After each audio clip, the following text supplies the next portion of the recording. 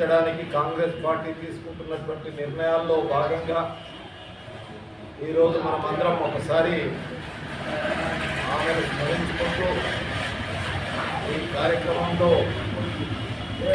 పాల్పంచుకుంటున్నటువంటి నిజామాబాద్ జిల్లా గ్రంథాలయ చైర్మన్ అంద్రెడ్డి రాజరెడ్డి గారు, అదేవిధంగా ఈరోజు నాకు సంతోషంగా ఉంది. నేను ఎప్పుడు చూసినా మహిళలను కౌంట్ చేసుకోండి ఎంతమంది వచ్చిందనేటువంటి. ఈరోజు నగర మహిళా కాంగ్రెస్ అధ్యక్షురాలు రేవతి గారు, అదేవిధంగా రాష్ట్ర మహిళా కాంగ్రెస్ కమిటీ నాయకులు చాలామంది ఉన్నారు. ఇందులో మాజీ కార్పొరేటర్లు ఉన్నారు, మాజీ మేయర్ గారు ఉన్నారు. ముఖ్యంగా వాళ్ళని అభినందిస్తూ ఇందిరాగాంధీ గారి స్ఫూర్తితో తెలంగాణ రాష్ట్రంలో కాంగ్రెస్ పార్టీ ఈరోజు మీ ద్వారా అధికారంలోకి వచ్చిన తర్వాత అనేక మంది సేవాదళ అధ్యక్షులు కానీ, బీసీ అధ్యక్షులు కానీ, ఎస్సీ ఎస్టీ అధ్యక్షులు కానీ, మైనార్టీ అధ్యక్షులు కానీ, వారి కార్యవర్గ సభ్యులు కానీ ఈ కార్యక్రమంలో ఇందిరాగాంధీ గారిని జ్ఞాపకం చేయడానికి నేషనల్ యూత్ కాంగ్రెస్ కోఆర్డినేటర్లు ప్రజల సంబంధాలను చేసుకుంటూ ప్రజల యొక్క సమస్యలను పార్టీకి ఎప్పటికప్పుడు పంపిస్తున్నటువంటి చాలామంది కోఆర్డినేటర్లు, ఉదాహరణకు రామకృష్ణ గారు లాంటి వాళ్ళు, పార్టీ ప్రయోజనాల కొరకు పాటుపడుతున్నటువంటి ప్రతి ఒక్కరికి హృదయపూర్వకంగా పట్టణ యువజన కాంగ్రెస్ అధ్యక్షుల వారికి అందరికీ ధన్యవాదాలు తెలియజేస్తూ, ఈరోజు రాష్ట్ర ముఖ్యమంత్రి రేవంత్ రెడ్డి గారు వరంగల్లో 2 గంటలకు పెద్ద బహిరంగ సభలో ఇందిరాగాంధీ గారి పేరు మీద ఏదైతే ప్రజాపాలన జరుగుతుందో తెలంగాణ రాష్ట్రంలో మహిళలకు జరిగేటటువంటి అభివృద్ధి కార్యక్రమాల్లో భాగంగా ముఖ్యమంత్రి గారి సందేశం ఈరోజు అక్కడ ఉంది పెద్ద గొప్ప బహిరంగ సభలో. దానికి అనుగుణంగా ఈరోజు ఆమె జన్మదినం నాడు మనం నిజామాబాద్ జిల్లాలో, నిజామాబాద్ నగరంలో అనేక ప్రాంతాల్లో ఆర్మూర్ కానీ, బోధన్ కానీ, బాల్కొండ కానీ, డిస్పెల్లి కానీ ఇందిరాగాంధీ గారి జయంతి ఉత్సవాలు జరుపుకుంటున్నటువంటి సందర్భంలో కాంగ్రెస్ పార్టీ ద్వారా ఒక కాంగ్రెస్ పార్టీ సామాన్య కార్యకర్తగా మీతో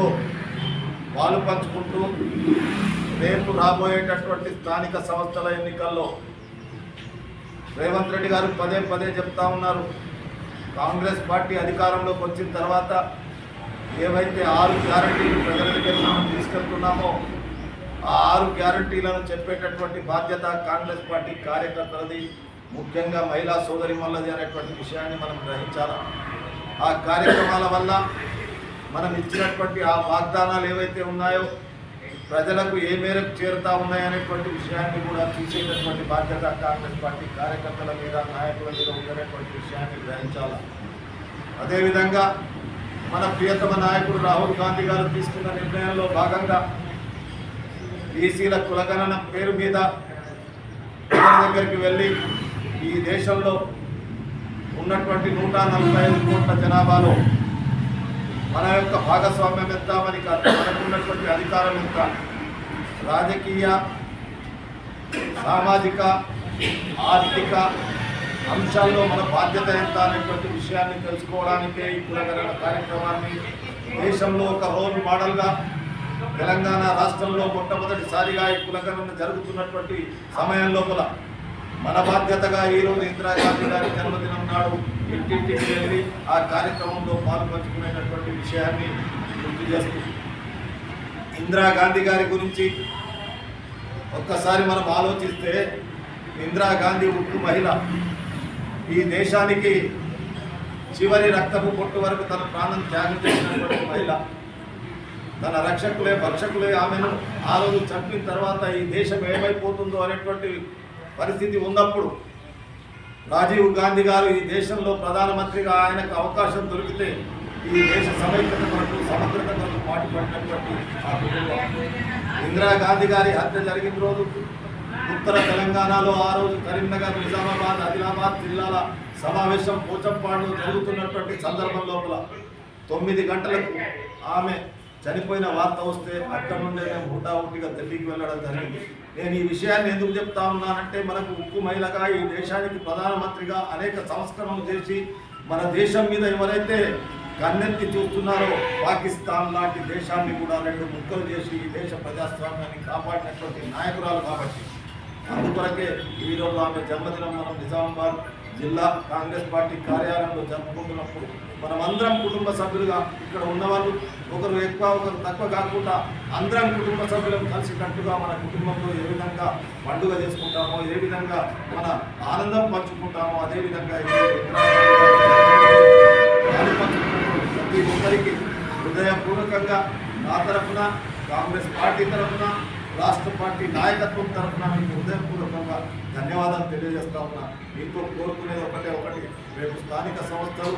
జనవరిలో వస్తున్నాయనేటువంటి మాట మనం ఈరోజు చూస్తూ ఉన్నాం పత్రికల్లో కానీ మీడియాలో కానీ. దానిని దృష్టిలో పెట్టుకొని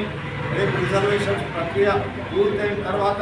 మనకి ఎవరికి ఏ అవకాశం వస్తుందో దాంట్లో మన వాళ్ళని మనం గెలుపుకోవడానికి ప్రయత్నం చేయవలసినటువంటి బాధ్యత మనందరికీ గ్రహించి,